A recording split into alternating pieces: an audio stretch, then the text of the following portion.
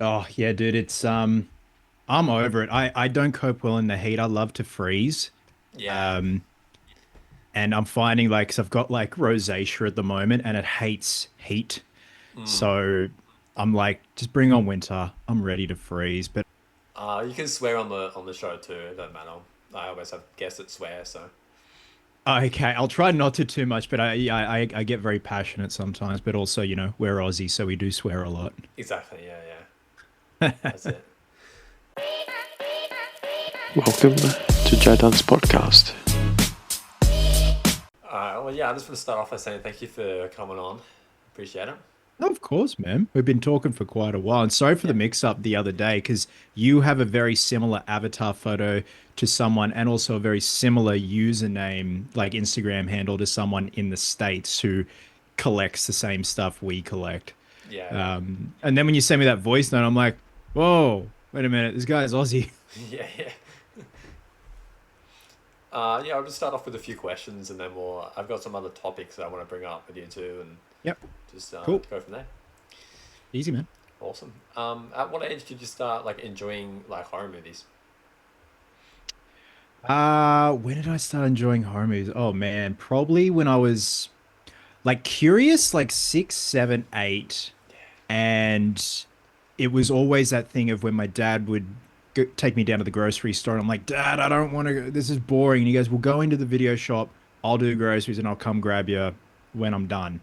Because the grocery store was like two shops away from the video store, just down the road from my parents' place.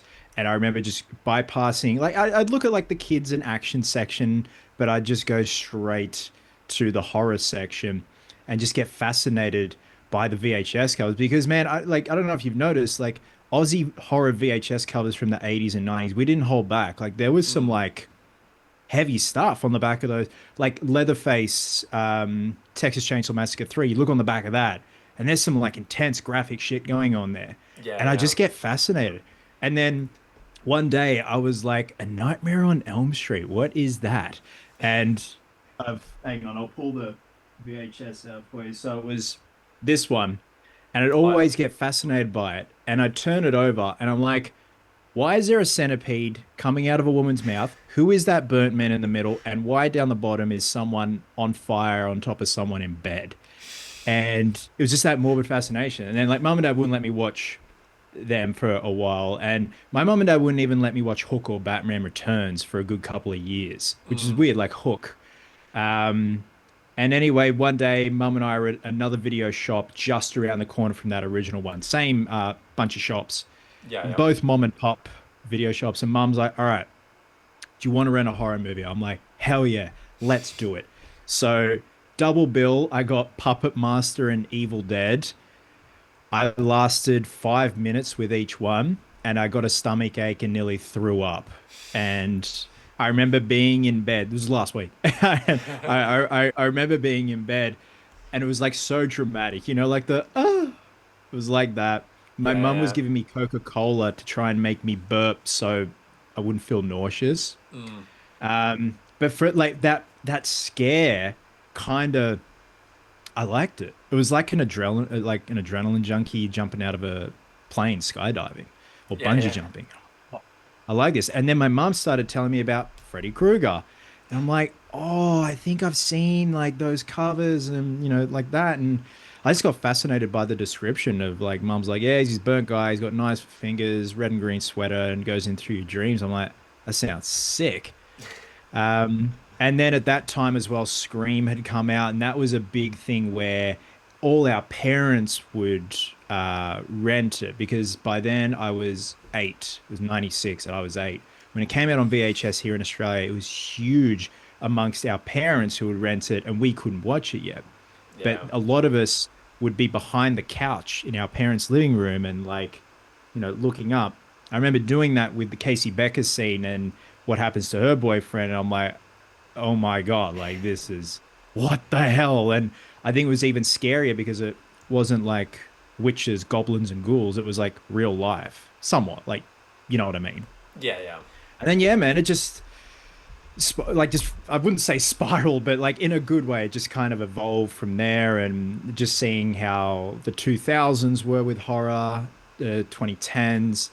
And here we are now. So yeah, it started mostly with Freddy, but also just that curious age where you can't watch them, but you go into a video store and you can look at these and you're like, whoa, what, like, because your imagination goes to like the worst place in terms of what is going on. Yeah, yeah. No, I agree with that. Yeah, there's something to do like when you're a kid too. You like getting scared. It's like Yeah, that. Yeah, yeah, 100%. Yeah, absolutely, man. As long as you know you're safe, as someone wise once said in Halloween, everyone's entitled to one good scare. yep. That's exactly right. What made you want to start like pursuing YouTube and like all the stuff you do now, horror news and stuff? It was like 2012, 2013. Things started like incubating, and I was watching a lot of Jeremy Jahns, Chris Stuckman, the Flick Pick, and then also Brick in the Yard mold supply for like all the sculpting, molding, casting tutorials. And I just gotten into cosplay, and I mean, by getting into cosplay, I was like kit bashing cheap motorcycle motocross armor to make like Robin inspired Nolan suits and going to Supernova. Yeah. Um, Eventually, putting together my first proper bat suit. And yeah, it was actually my best mate, Alex. She's like, we were all drinking one night, and this was 20, I think, end of 2013, beginning of 2014. She's like, why don't you start a YouTube channel? I'm like, yeah, yeah, I think I will. And then May, because I already had a YouTube channel. It was Horror Effects Productions, and it just had like a couple of videos of like Freddy gloves that I'd built and an unboxing video of a Freddy bust, and it just kind of laid there, like laid dormant. Mm. So I'm like, hell yeah! So yeah, May 2014, did a pardon me, channel trailer, cosplay Chris, changed the name, revamped everything. And yeah, just went from there, man. Tutorials, movie reviews, stuff like that. And then it got to the point, good couple of years ago, I'm like, man, I think I should like separate the build videos from the talkie videos, and started the Chris Stanley channel. And I love doing content on that channel. It was one of those things where I wouldn't say I was getting over it with like cosplay and custom collectibles, but it just got a bit repetitive. And Yeah, if yeah. I was doing a tutorial where I wasn't learning anything, then I'd get worried that my audience wouldn't learn anything, or it wouldn't have that energy. So Yeah. that's why, like, obviously, uploads are very few and far between on that channel. But when I do, it's always like, I'm like, yeah, this is a doozy. But with the second channel, like, and it's not as expensive to sit down and talk to this thing Yeah, to do yeah. like a movie review, or like stuff that like excites me. Like yesterday, a fan made Ninja Turtle clip dropped by this very talented artist, and I'm like, oh fuck yeah, I want to talk about that. Like this thing needs eyes on it. Yeah, yeah. But mostly like a lot of horror, man. I think for the longest time I kind of shunned away from embracing horror because I think, and this isn't being sappy or anything, this is just how it was. Like, Yeah, yeah. got picked on a little bit at school for it and for liking superhero stuff. So it was that automatic shutdown. Mm. But now I think because horrors are such a hot commodity at the moment, and it's a good time to be a horror fan because It like you is. look at last year, the lineup we had, it was something for everyone. Like each end of the spectrum, whether you want, a slash and dash or a thinking person's horror movie, like Weapons or Sinners, Mm. and in between as well. And it's cool to see how far we've come. So, and that's why it's great for content and everything. I always want to talk about a new horror movie when I see it, or like a newly released something, like a first look, something like that. It's always exciting and get the conversation going. So yeah, it was a few things, man, that I just wanted to. I love entertaining. I come from a family of entertainers, so I love doing stuff in front and behind the camera. Yeah, I am. Oh, it's always fun. I always get Have you seen like the YouTube shorts where they do like funny Michael Myers or they do like funny ghost face, or I do that on YouTube, so it's hard to like come up with certain ideas. So I always have to Do like you go through it, sort of thing. Oh, sorry, you go. No, I was to say, do you find that sometimes some of your best ideas just like whether you're half asleep on the toilet in the shower and you're like, I really need to write that down. Yeah. Yeah. Yeah, it's funny how the brain works. Sometimes where you are trying your hardest to think of something, nothing. But you'll be, like I said, you'll be half asleep on the toilet or whatever, and all of a sudden you're like, oh, that's really good. Yeah. And then you get off the toilet, you go like as soon as you're about to write it down, it just goes out of your brain completely. Oh yeah, you got to be quick, man. Yeah. It's like sometimes when you have a good dream and 5 minutes later, Yeah. gone. And then you forget about it. Yep, that's it. Yeah. That's always the way. Would you ever start your own like podcast or show? I know you have interviewed a few people before, but yeah. Would you ever start one? Um, I possibly like if anything, it'd just be interviewing people on the second channel, man. Just Yeah, yeah. yeah, I feel like the podcast game and market is a hard one to not break into, but crack these days because It is. everyone's doing it. Yeah, yeah. But if anything, I guess just to answer your question, I just keep doing what I'm doing on my channel and Mm. try and like have those questions locked and loaded where whoever I'm interviewing, it actually stimulates their brain. Yeah, yeah. And because you see some interviews and they're very by the numbers, and it just looks like the talent's on autopilot. This is a contractual agreement. They have to be there. But then you see like I don't know if you know Kevin McCarthy or Jake's Takes, um, who just and Kevin McCarthy always he keeps his ticket stubs from when he was a kid, and Yeah. he showed like Ben Affleck and Matt Damon the other week for he interviewed them for The Rip on Netflix, That'd be and he cool. had his ticket stubs for Goodwill Hunting from back in the day, and they're like, "Oh my God!" And Affleck's like, "Dude, you paid matinee price. That's amazing." Like, I love when celebrities geek out, and those Yeah. guys are so good at doing that, like having that effect on them, and that's what I want to do. But also, no one wants to hear, "Oh, what was it like working with?" Like, you could spin it a different way, Yeah, where it's yeah. just like, how did your working relationship with your co-stars change your like you could change it like that, but just gone I just feel like gone are the days of the by the numbers questions, like been there, done that. Yeah, yeah. No, I agree with that. I've done that a few times where I've said, "Oh, how's it working with this person?" But now that I've like kind of turned it around, sort of thing. Hopefully, I can Yeah, get better at add a it. bit more meat on the bone. Yeah, yeah, yeah. I looked at your IMDb and it says you're on. Did you do an episode of Home and Away? I did. You did, yeah. I I did. saw it on there, but yeah, I just want to ask you I about it. uh I was weight training in Alf's juice bar um as an extra. And then year and a bit ago, I had an audition for Home and Away, and it was a bit of a regular, like a good couple of episodes appearance of a character as like a security guard, and um, I didn't get it unfortunately, but it's the nature of the business. Like for every like 100 auditions, you may get a call back, Yeah, yeah. um, and usually you can't get feedback on why. Mm. And had a few friends that are in that circle, may work in that circle, and they go, apparently they loved your audition. The only thing was you look too similar to one of the main characters you'd be interacting with. I'm like, yeah, fair enough. So, but it was nice to hear that. So, Yeah, yeah. yeah, but I have been in Alf's Juice Bar, doing a lat pull down on. They had the fake weight, so you got to make it look like, oh yeah, and yeah, that was it. That was years ago, man. That was out at Channel 7, North Sydney. Yeah. Um, so yes, I have been in home and away technically. Um, you were in like I think you were in Furiosa. Is it Furiosa? The Mad Max saga.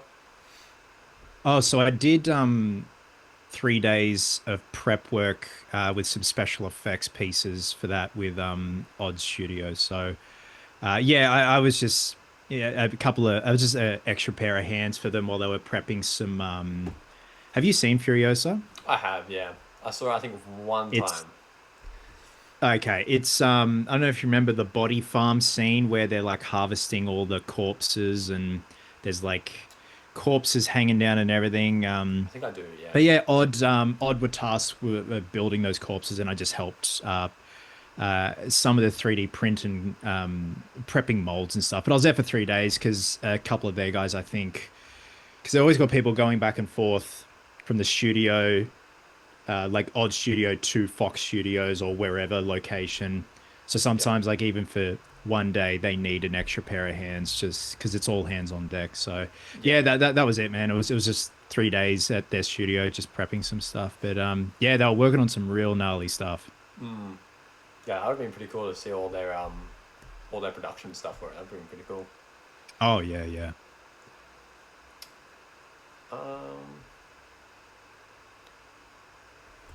how was it working? You've worked with a few production companies, is that right? Like a few different companies, or Like special effects studios. yeah. Sorry, yeah, Yes, I've worked with Odd and I worked with Studio ADI under the supervision of Alec Gillis in LA for a couple of days. So that was massive, man. That was before Odd actually.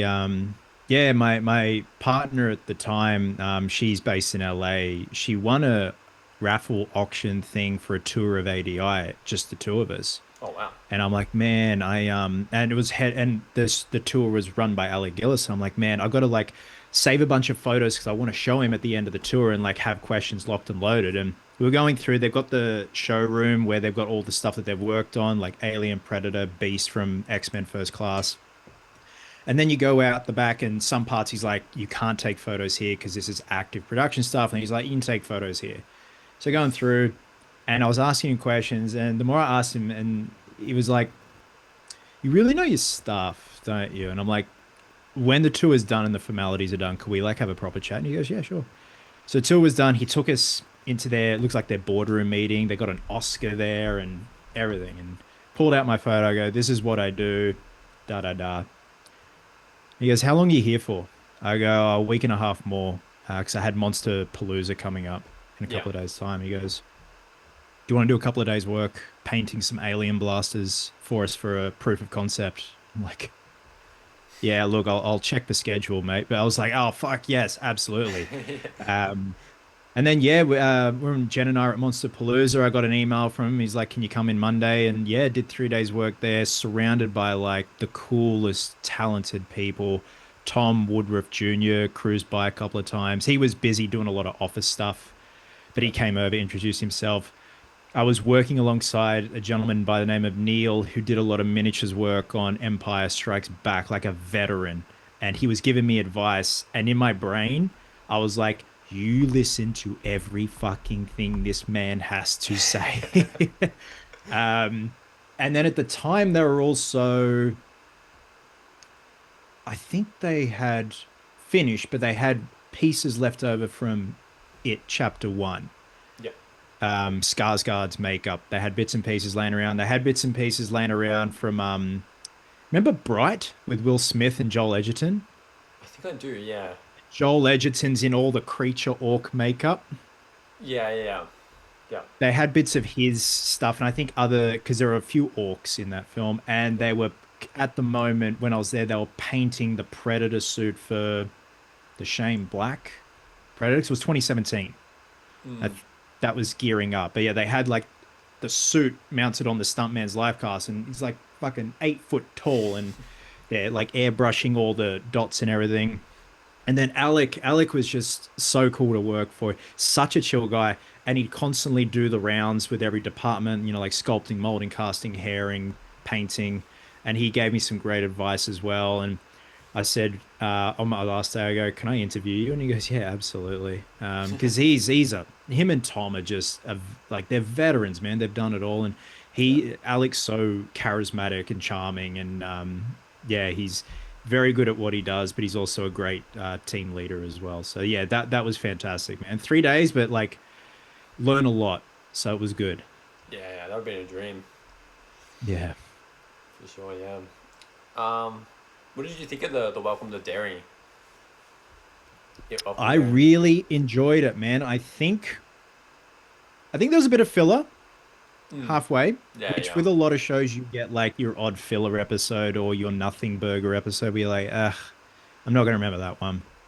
But I think it paid off in the end. I think oh God, what's it called? The black spot fire episode really like they had the balls to kill a kid, like a beloved character, like with Rich, Yeah, yeah. and like the aftermath with Marge and everything, and those kid actors are phenomenal. They It's were. crazy. There's this whole new generation pedigree of kid actors that are so good, like so good. Some a lot of the times they're out acting their adult co-stars.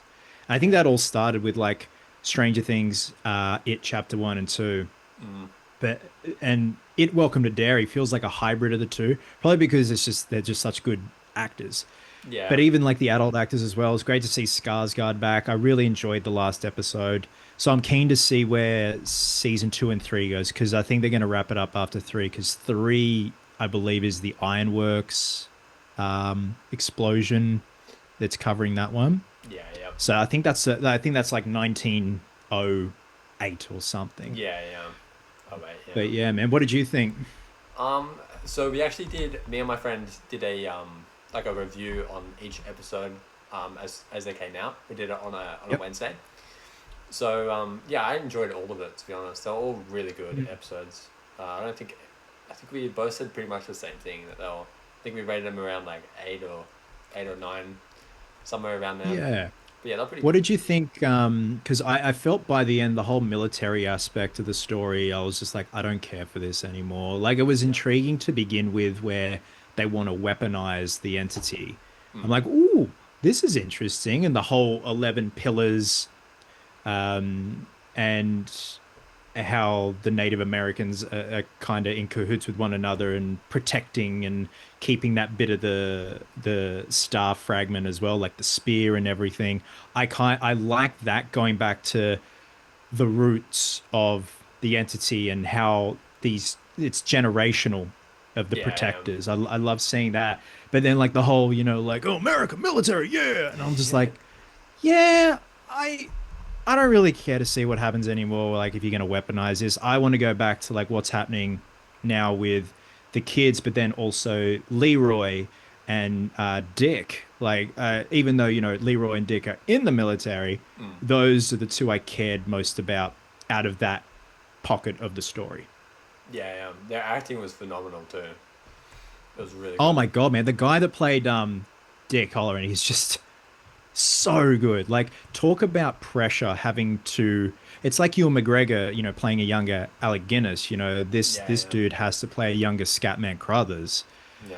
It's such an iconic performance from Scatman Crothers. It's like big shoes to fill, but Yeah.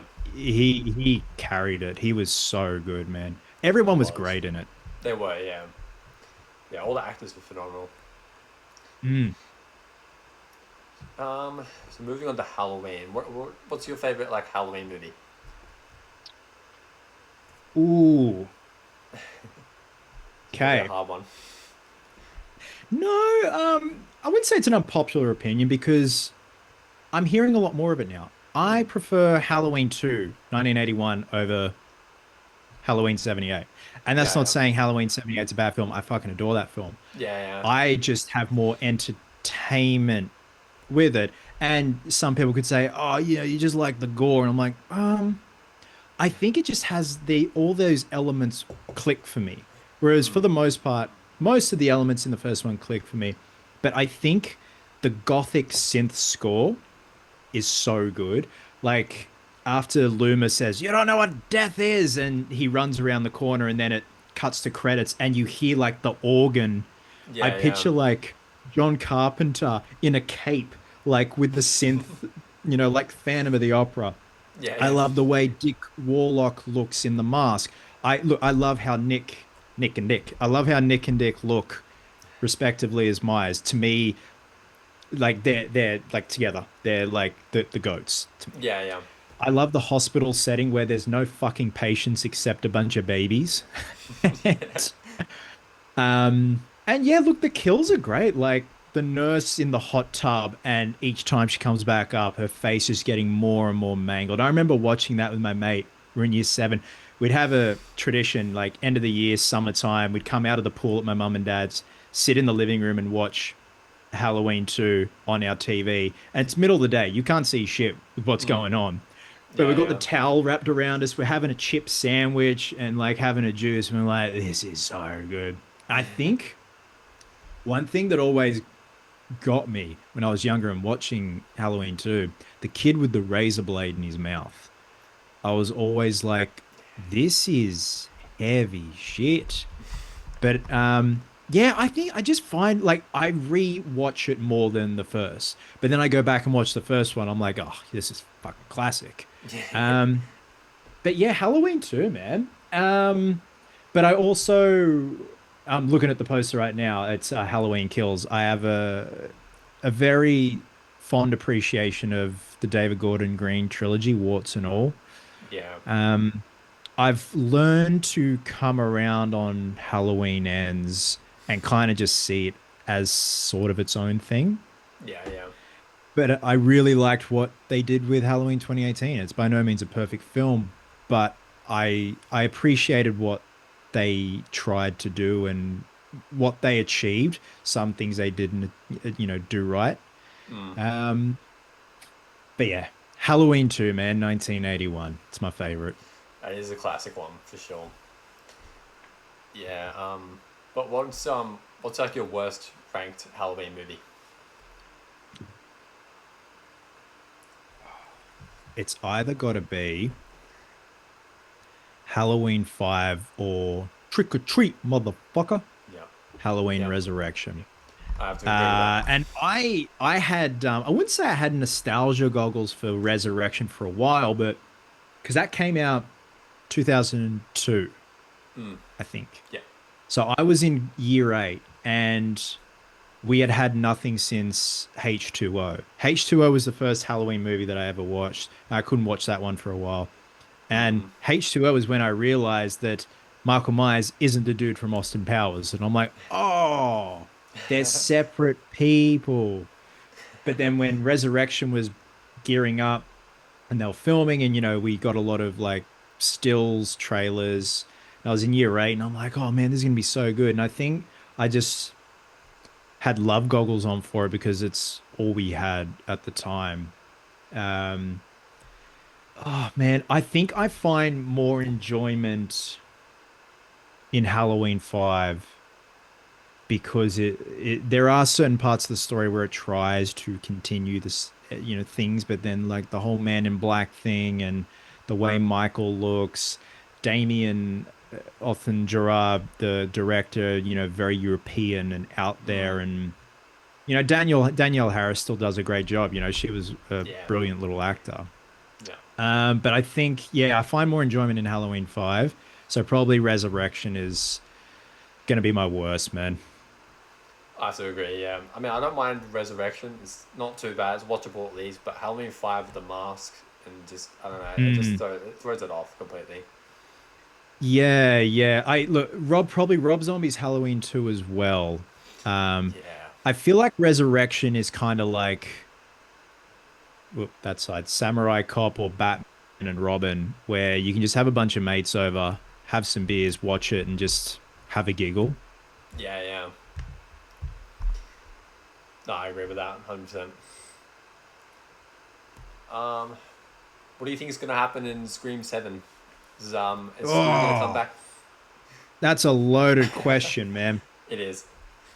So I keep seeing the whole AI thing being thrown around, and I really, that's the thing. Like, Roman was shot in the head. Yep. So, but he obviously, the actor Scott, forget his surname, he's back. Folly. I think his last name. Scott Foley, Yeah. yeah. Yeah. Seems like a really cool guy in interviews. He's very humble about the whole franchise, which is great. So Yeah. I Yeah. don't know how that's going to work. Stu, like, so many conspiracy theories. They're like, oh, a TV couldn't kill you. I'm like, you know how heavy those tube tellies are, carrying it They are. from one room to another when you want to play Nintendo? Like, you do your back. Yeah. Um, Look, I just hope how they do it isn't forced or shoehorned in or an obligatory cameo that's like a minute and they're gone. Like Mm. at the end of the trailer, you hear Matthew Lillard, and imagine that's the only line of dialogue you hear in the entire film. All of us would be pissed. Yeah, 100%. I just hope. But I also liked in that trailer that it brought up the original Scream logo and then flashed to Scream 7, like Yeah, the yeah. font. And I'm like, ooh, we're going back. Are we going to go back to the roots of like what made the first one so good? So I'm trying not to read too much into it. I just hope with these promises that they're not going to underdeliver. I just hope that. Yeah, yeah. And I think they know that as well, man. They know they can't fuck this up. Yeah, everything's on it pretty much. All the fans would be Yeah. pissed if they mess it up. Oh, God, yeah. Yeah. Yeah. They're like Star Wars fans. Yeah, yeah.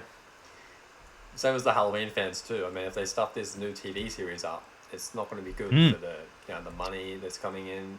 It's the money will Yeah. start rolling in anyway, probably. But Yeah, yeah. um, so obviously we're from Australia. We have Australian snacks over here. We have obviously we have Vegemite. Are you a fan of Hmm. Vegemite? I am, but my wife has recently put me on to. You heard of Bovril? No, I haven't actually. No.